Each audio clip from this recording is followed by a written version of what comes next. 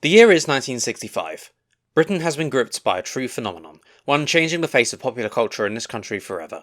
Their strange voices and mannerisms, and the overall appeal of their backstory, their presentation, and indeed who they are and what they do, is taking the country by storm.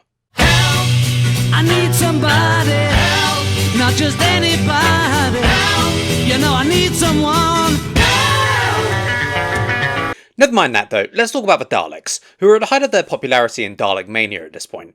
You could buy pretty much anything with a Dalek on it. You could buy songs with them in, you could see them in a play, and indeed, mere weeks after the broadcast of this story, you could go to the cinema and see them on the big screen, something that's never been afforded to the title character of the series after 60 years. And no, that you could go and see stories like Day of the Doctor in a cinema does not count, and never will.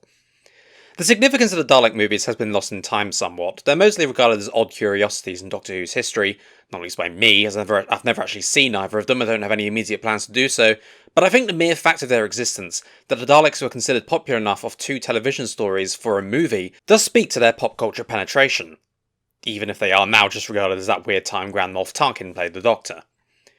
In any case, that hopefully does a good job of setting up the scene of where the Daleks, and indeed Doctor Who, was at this point, chugging towards the end of its 2nd season. The ratings had reached a peak during that season with The Web Planet, which might explain why it began a fairly steady decline after that, albeit with some higher points for the rest of the decade. But that was for the future, and things were still looking up at this point. The Daleks had propelled Doctor Who beyond the wildest dreams of those who had made it. So, a 3rd appearance was inevitable. Now, the decision-making that led to the chase being what it is does need to be examined. For the 2nd Dalek story, while the concept itself was open, the idea wasn't. It basically had to be Daleks, but with a bigger scope, presenting them as even more of a threat than they were the first time around. The addition of the familiar setting of London wasn't a necessary addition, but it was a strong one that enhanced that. The 3rd story, though, there wasn't really a clear idea of what to do, and unfortunately the evidence does not suggest they ever really managed to come up with one. The chase is basically just a collection of barely connected vignettes, with the Daleks stumbling and failing to achieve anything as the overarching theme. Now let's not beat around the bush, the chase is crap. Utter crap. Now, for a lot of people, it's endearing crap, entertaining crap, crap with spirit and charm. And I do get it, and I see why those who think that way do so. But I don't. For me, it's just crap. If I want to go and watch So Bad It's Good Who, I'll watch Dragonfire, which achieves genuine comedy through its failures rather than just limping through weak ideas, and it's also half as long. You have to remember the chase is 6 episodes long. If you think this story is entertaining, then all power to you, it bores and annoys me. The biggest problem with the story is it is 5 episodes of the square root of fuck all actually happening.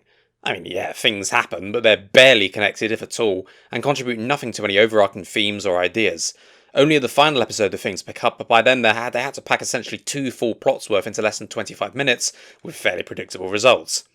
The rest of the story is just flimsy mini-stories, which are usually dull when they're trying to be funny and just pathetic when they're trying to be dramatic.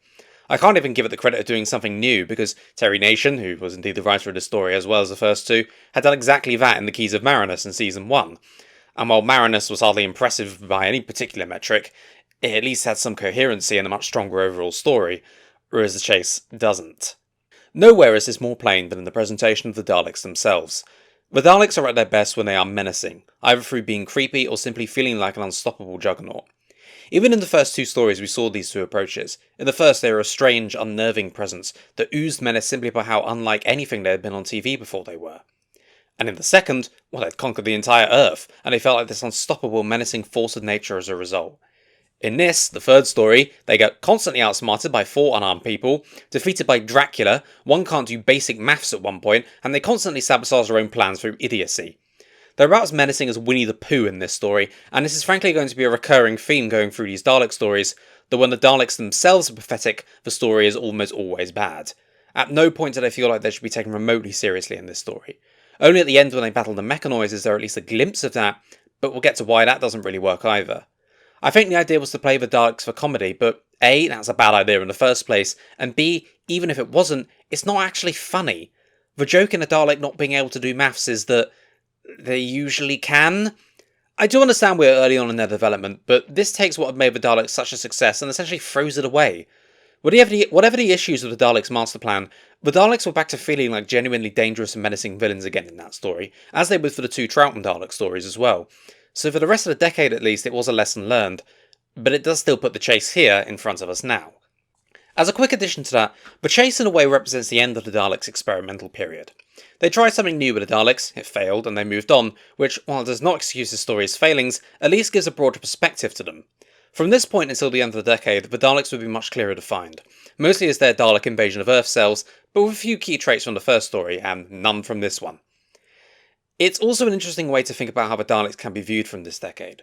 Bear in mind, of the 19 episodes that make up these first 3 stories, all exist in the archives. Of the 26 that make up the latter 3 and a bit Dalek stories of the decade, only 4 exist in the archives. Naturally, therefore, the perception of the Daleks of the 60s are skewed by the development in the first 2 stories and the developmental dead end of this one because, well, we can actually watch these stories and we can't the others. When one thinks of 60s Daleks, one thinks of them capturing the Doctor, Ian and Susan in the corridor, or them waggling their plungers on Westminster Bridge, or, yes, even the one that can't count properly in this story. The view of them as the Daleks still under development, not the well-developed and consistent creatures that they became. Frankly, the 60s Daleks are far more consistently threatening and powerful than they were in the 70s and 80s, and only a select few New Who stories have really managed to eclipse that feeling. But that's not what most people see. They see 19 episodes, of which these 6 are the weak link. I think that's an observation that needs to be made when bringing the look at these first 3 stories to a close. In any case, in terms of actually looking at the chase, I'm going to do something a bit different than I usually do. Instead of discussing the production, the script as a whole referring to the whole story in both sections as I usually do, I'm going to discuss the episodes individually, as because they tell basically self-contained mini-stories anyway, it's the only real way to do it, and only give a few overarching observations at the start and end. It's not how I usually like to do these reviews, it's coming dangerously close to just a tell the story as it goes along review, which while I do appreciate some reviewers can do that style, I don't have any interest in doing it myself for a few reasons. But in this case, I'll just make sure my analysis of each episode will stay focused and mostly non-chronological. It's just I think the best way to approach a story like this is to do this. In terms of the overarching story though, there's one glaring thing that needs to be discussed, the directing. This is Richard Martin again, who done part of the first Dalek story and all of the second, and does not do a good job here. Now, it's maybe unfair to pick on someone who at the time was a young man, he's only 5 years older than Carol Ann Ford, and indeed is today one of the dwindling number of living creative people from the show's earliest years. I'll admit his job on the first 2 Dalek stories wasn't bad, just a little lacklustre in places. There are 2 factors working against him in this instance though, I'm afraid. First, in the interim, he directed The Web Planet, and a director who needs to find out through experience that smearing Vaseline on the camera lens is in fact not a good idea is not one who is going to be cut slack from me.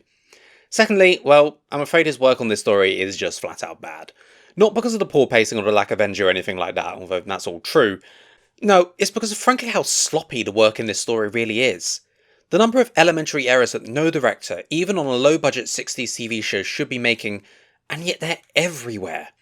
For instance, there's a very glaring one in the Haunted House segment, and if you haven't actually seen this story before, yes, you heard correctly, we'll get to it. There's a shot of a Dalek in the background in a scene. Initially I thought this might have been a clever bit of visual storytelling, that they're all terrified of these monsters while the real enemy has arrived and is lurking among them. Not exactly groundbreakingly complex visual storytelling, but it does the idea. Well, no, almost immediately afterwards the Dalek ship shows up, and later that exact Dalek is in just exactly the same position it was, but actually doing its thing this time. It was at this point I realised I am frequently far too nice for my own good, as mistaking an astonishingly egregious fuck-up as a positive direction is not among my most observant moments, I'll admit. And make no mistake, this is an egregious fuck-up. The one by the director, not me. There are certain things you have to let slide in 62 because of the nature of the production.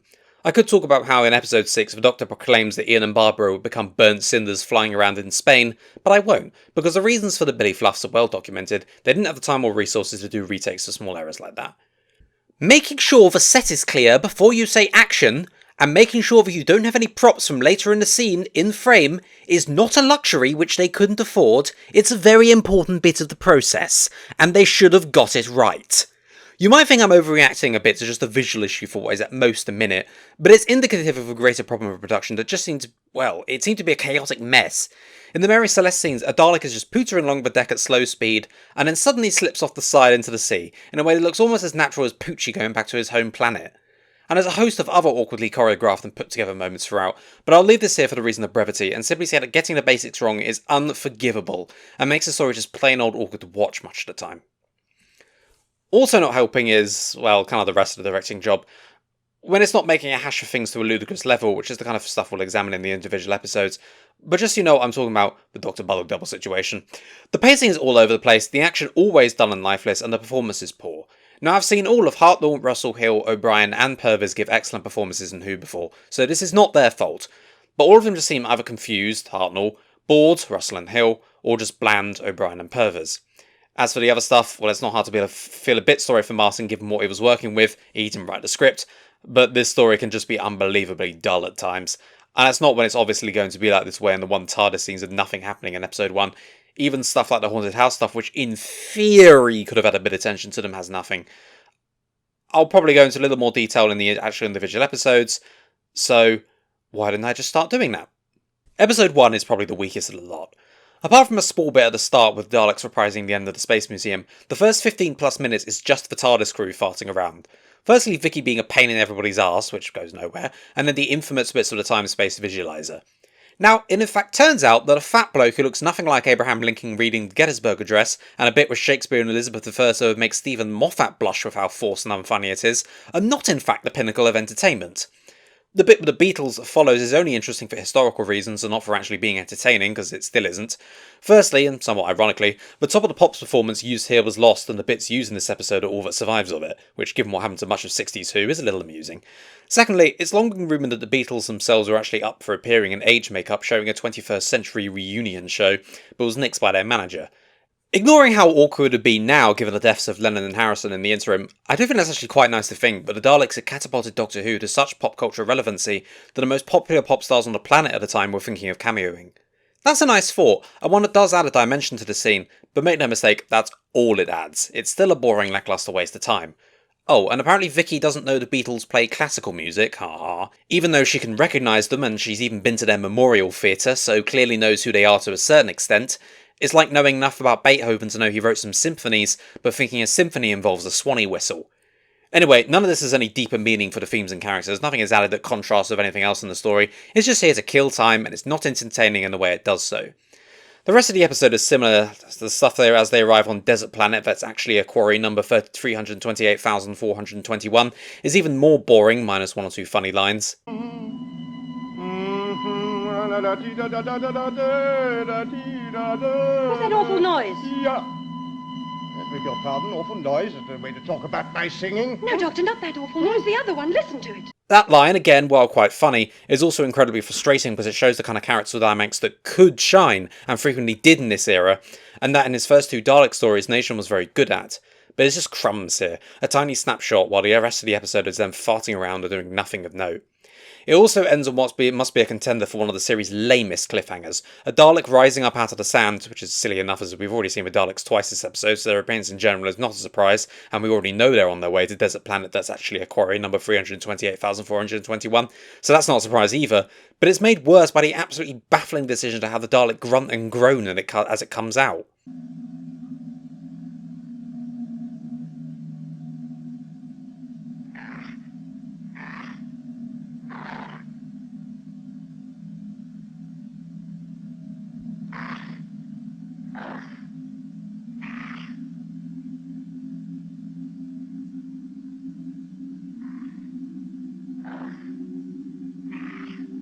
Oh, my back. Oh, my joints ache. Why didn't I just call in sick today?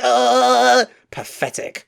Episode 1 is probably the weakest of a bunch of weak episodes, because the others at least have things happening in them. Stupid, annoying, idiotic things, but at least it's not the crew watching telly for 20 minutes then walking around in a quarry. I'll give episode 2 this. It's the only one aside from episode 6 that actually tries to have a plot of some kind. The plot of the planet Iridius, I'll call it by its proper name now, and the Iridians. The problem with this plot is that the idea of a civilization driven to near extinction that's then threatened by the baddies, blah blah blah, is old hat in sci-fi even by 1965, and the necessary depth to make it interesting is simply not possible because of the story's structure. They're trying to fit this entire thing in 25 minutes. Now, I agree, there's about 25 minutes of actual plot here, but the plot is the beginning of writing, not the end. The Iridians have no character, there are no themes for any of this, there's no wide attention or mystery, no clever developments or ideas. The plot itself isn't even that clever or played out. It just plays out pretty much exactly as you think it will, right from the minute the monster that looks like a pair of testicles gets introduced. The Iridians keep them prisoner because the Daleks are threatening them, but it's so difficult to be invested in their plight because of how characterless the Iridians really are. They're just cardboard cutouts, say their dialogue and look pitiful and pathetic, and hey, they achieve that. Also, this plot has so many holes in it, it's ridiculous. Apparently their sun has been getting closer and evaporated their sea. Never mind that kind of thing would undoubtedly increase temperatures to the point where it just flat out wipe out almost all life. They're speaking like this is the kind of thing that's happened within their lifetimes.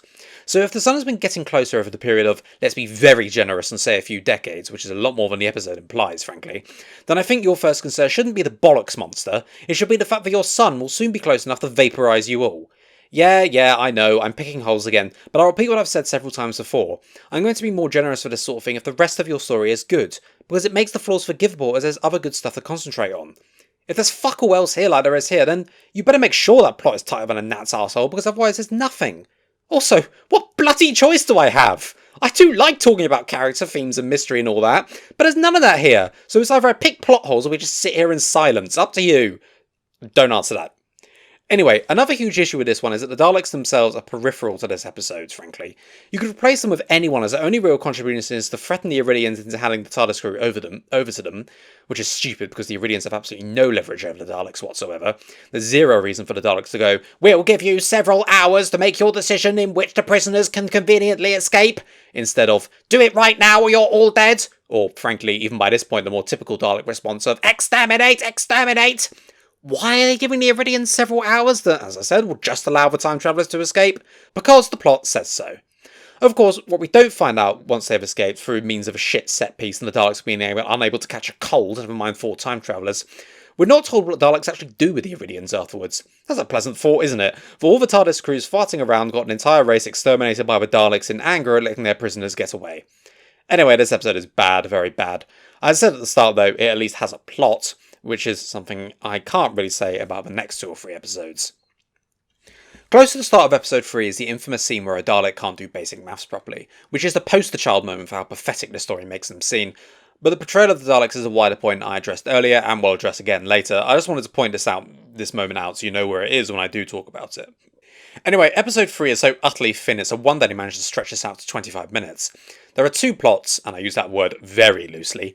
The first being a Southern American hick at the top of the Empire State Building sees the TARDIS crew and then the Daleks, and acts all rural and befuddled at them. Yes, really. Would you believe they string 8 minutes out of this? 8 minutes of Peter Purves, who I will give credit is trying his best here with his terrible material, and giving him the new companion character later in the story was probably their way of making it up for him, but he's doing a really terrible accent and making some really bad jokes that boil down to, ha ha ha, aren't Americans funny and stupid? It's painful, to be frank, and it's made all the worse by how dragged out it is.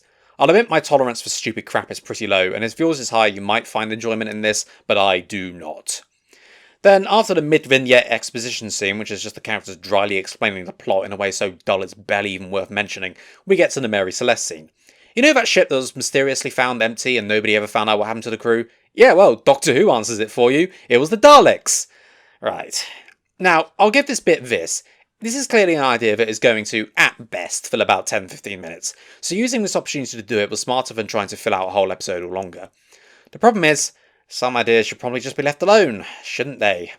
I'll never quite forget the pathetic nature of the ship's entire crew running around like headless chickens while the Daleks look bewildered and one, as I mentioned earlier, falls off the ship for no reason at all. Everything up to that point is boring as hell, minus William Russell's unintentionally hilarious acting of man just being knocked out, which, yeah, you can tell he was done with the show and glad to be leaving at this point. Also, once again, our heroes have led to the deaths of several people, including a baby of all things, as instead of just waiting until they can go and then just leave, as they're being chased around the creatures that want to kill them, they go wandering off all the time, as if this is still just some great lark. We'll get to this overall idea of the lack of stakes of this, but the point is, this is what leads to them getting involved with the Mary Celeste crew, which leads to the Daleks arriving, and frankly, had there not been any evidence of the TARDIS crew's involvement, the Daleks probably would have just fucked off without anyone noticing, so thanks for that, guys! Anyway, episode 4 is the Haunted House episode, because it's the only plot of the episode, taking up the first 15 minutes or so before we just head into exposition and Dalek plotting. Like the Mary Celeste thing, this is an idea that probably only works with about that much time. But also like the Mary Celeste thing, it's an idea they should have just left well alone, I think. Mind you, they could have done better with it than they did. They wander about the whole time talking about how scary and creepy this is to them, which frankly all that does is make it all the plainer how not scary or creepy any of this actually is. It's about as creepy as a Kef McCulloch soundtrack. I'll give it this, the Doctor and Ian do have some nice bits playing off each other at some points, which is at least putting forward the important character dynamics there, especially as it's a dynamic that has defined the show so far and it's coming to an end in a few episodes' time, but it's not very much, and in the service of, well, all this bullshit. Anyway, we get all the dumb haunted house cliches like Dracula and Frankenstein's monster, and eventually Dracula picks up and throws a Dalek around, which again does not help with the idea of how pathetic the Daleks are being in this story. Now, it's all revealed in the end to be a funfair attraction in the futuristic space year of 1996, with the idea that the monsters are robots, that's why the Daleks couldn't stop them, see? Frankly, it's giving a stupid idea far more thought than it's worth, so I'm not going to give it any more of mine. In any case, it leads to what in my eyes is the worst moment of the story, and one so utterly baffling that anyone thought this was a good idea is just a mystery to me. In the confusion of their escape, Vicki gets left behind. Yes, really. We're expected to believe that the Doctor, Ian and Barbara are so stupid that they would miss they've left the only other person they have with them behind in this haunted house. Now, never mind how wildly out of character it is for them to be so callously useless, and frankly it makes them look like absolutely terrible people, this is in service of nothing. It's not here to examine their characters, or even to contrast how annoying Vicki was to them at the start of the story, or just to look at Vicki and her trust in them and how it is or isn't shaken by what's happened. The only reason it's here, it's because to be a plot point, so that Vicki can stow away on the Dalek ship and find out about the robot so she can exposit on it in the next episode. That's all. Again, I think this was a bad idea either way, as it's completely in the face of their characters, and makes them look like fucking arseholes, to be frank. But if it was in service of a greater point, then I'd be more comfortable with it. But it's just here to advance the plot. That's it! Anyway, speaking of the robot, episode 5 is notorious for a pretty major special effects failure. The Daleks have created an infiltration robot that looks exactly like the Doctor. Now, this I do actually like the idea of. It's an interesting potential dynamic, and indeed it does lead to some okay stuff. I do quite like Hartnell's performance when he's playing the robot. He does play it ever so subtly different, and indeed it is left to Ian and Barbara to try and work out which is which based on how well they've come to know the Doctor. It's character-based stuff for a change, rather than just jumping from plot point to plot point.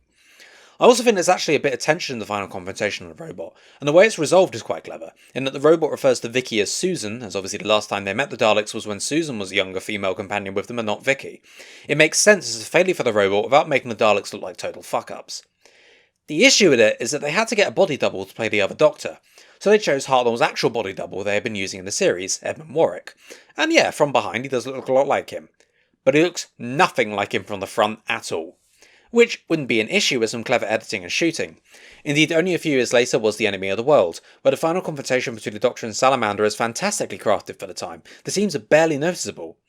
But this episode is not quite that impressive. For some bizarre reason, there are several shots where Warwick is very visible from the front, including some where Hartnell wasn't even in frame. It just comes across as sloppy, frankly, that it would have been too much work to properly do the body doubling, so we'll just hope nobody notices. Now, normally I don't pick on Classic Who for its effects too much, and especially 60s Who, because frankly it's unfair given the time and budget. I make an exception here for two reasons. Firstly, as I said, The Enemy of the World was only a few years later and does this almost flawlessly, and in a much tighter choreographed action than this, I should add. And secondly, it's so distracting, it has kind of ruined the scene, which is irritating to me as it's the first time in the past 90 minutes or so I'd actually been somewhat interested. It's just a huge shame.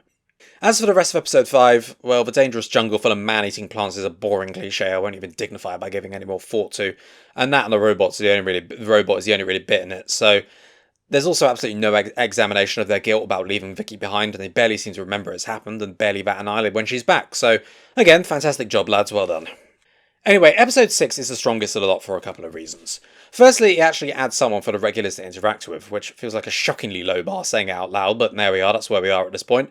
Peter Purves' Stephen Taylor, of course, became the new companion, and the discussion of his character is something for another day. But I do like that even in his short scenes here, he does have some dimensions to him. An ultimately good person, but a frustrated and angry one at being left alone for so long. And I do like his performance when he first meets them. His disbelief at seeing other people after so long is portrayed quite well. He also almost immediately has quite good chemistry with Hartnell, which shows how effective it would be over his time on the show. So that's good.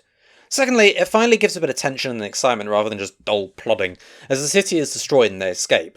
The mechanoids are a great design, the Daleks' smooth elegance is contrasted by their blunt, sharp functionality, and despite the voices being terrible because you can't fucking understand them, their simply cold logic is quite threatening in a way, and the only time in the stories the Daleks aren't pathetic is when they fight them. The way the mechanoids have been portrayed shows that they're not pushovers by any means, but the Daleks do go toe-to-toe with them, and their final fight is quite well done, a good bit of visual storytelling and showing how evenly matched they are. The problem with all of this though is that there isn't enough of it. This only takes place across 15 minutes or so, and there's so much more that can be done with Steven and the mechanoids. There's some good stuff, but it's pretty limited unfortunately. I'd like to have seen a lot more than what we did.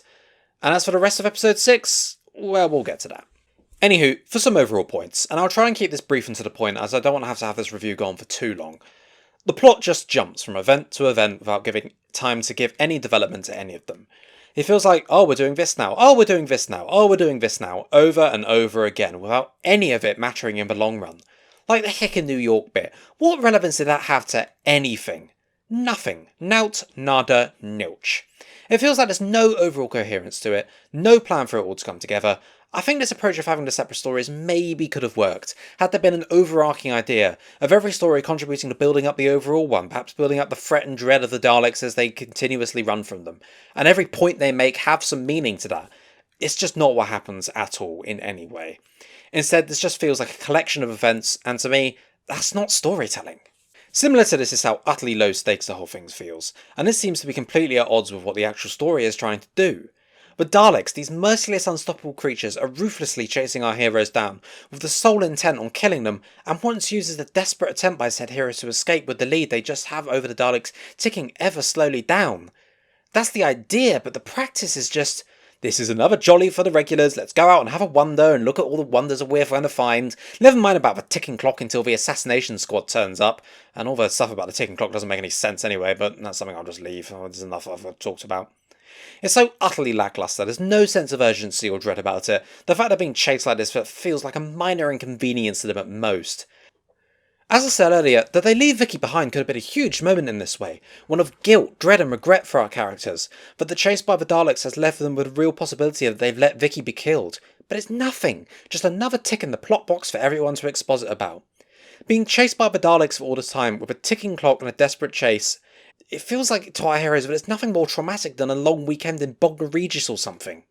This contrasts to the first two Dalek stories where the urgency and dread was palpable, especially the second one where the Dalek control of Earth felt like a huge unbeatable menace, and here, well, I have already spoken at length about how pathetic the Daleks are in this, so I won't dwell on it for too much. But the Dalek that can't do maths is very indicative of how they are treated in this story. They are useless, unable to do basic stuff or achieve basic things. There's no menace or creepiness to them at all. The sight of them getting attacked by Dracula and Frankenstein's monster is honestly so tragic, it pretty much makes you forget that 2 stories ago we were introduced to these guys by them cornering our heroes in a corridor, yelling at them with those staccato voices and then paralysing someone, all within about 30 seconds. No wonder the course correction of them was when their next appeared was so drastic. But I've said this already. The thing I haven't talked about, and frankly the real kicker in all this, is how honestly useless they are to the plot. Especially in the middle of the story, they turn up in one of these mini-plots after the TARDIS has already left and get entangled in something before buggering off again, and that's it. In episode 3, they don't even come face to face with our heroes at all.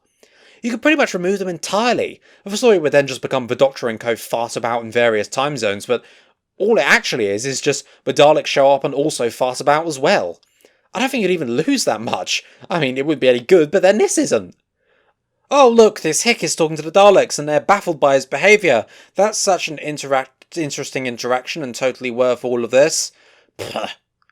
Towards the end they're involved more, the robot and the mechanoids fight, but even so, it just baffles me how in the middle of a mania for these things that catapulted this little sci-fi show into the national consciousness where it would stay for the next 6 decades, they decided to take them and just have them sort of a background nuisance in this story.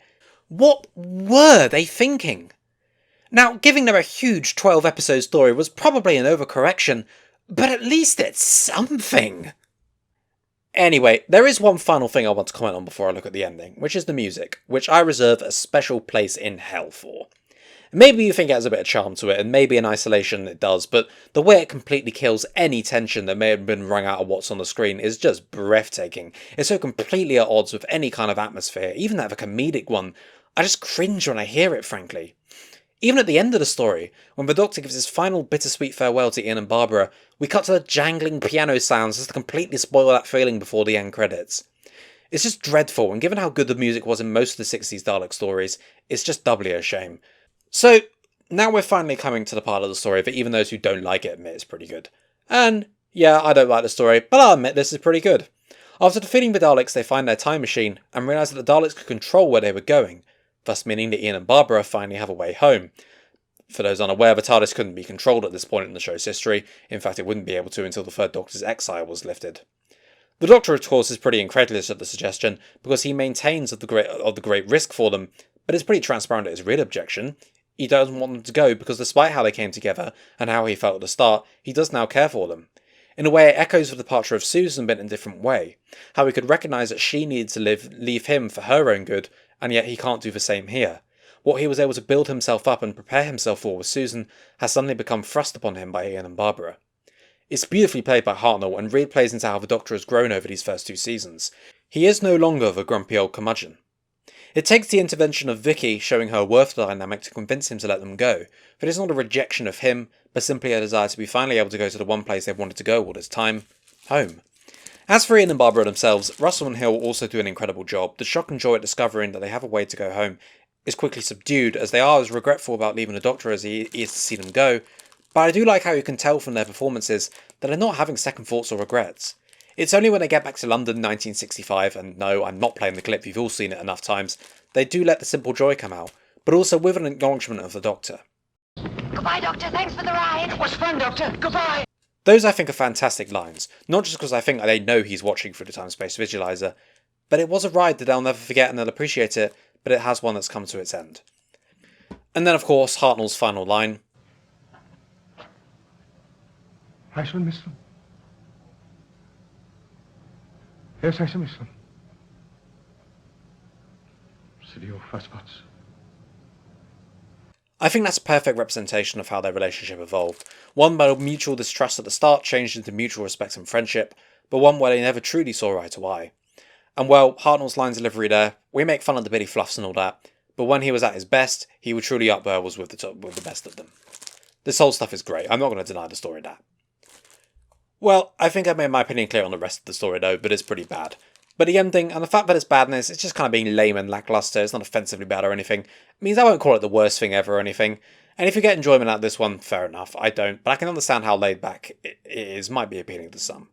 Overall, The Chase is a disappointing third entry in the Dalek canon for me. So with what I just had in mind, I'm awarding this story a final score of 3 out of 10. It's not offensively bad, it has an effective companion departure and a few small pieces here and there, but the patheticness of the Daleks, the monotony of the narrative, and the lack of any real depth or thematic work, and indeed the sloppiness of production as well, it all drags it down. It could have been worse, sure, but I mean, there's so many ways it could have been better, and unfortunately for me at least, it will always remain the weak link in 1960s Dalek canon. As a final note, as I alluded to earlier, this is the sort of dividing line between the 2 eras of 60s Daleks. The experimental phase that exists in its entirety is now over, and we're moving on to the darker, more evolved Dalek stories that are mostly missing from the archives. So, stay tuned for when we reach Mission to the Unknown and the Daleks' master plan to see exactly what that may entail. That won't be for a little while though, as next time we take a look at something that only those with strong hearts should consider doing, and I suppose I'll find out whether I qualify there. Yes, next time on the Doctor Who Review Guide, it'll be time to kill the moon. Also, as a final note, if there is any story you would like to see reviewed by me, I am open to requests. I'm particularly looking for any requests you might have for Pertwee or Davison stories at the moment, so if there's one of those you want to see, let me know in the comments down below. Thanks very much.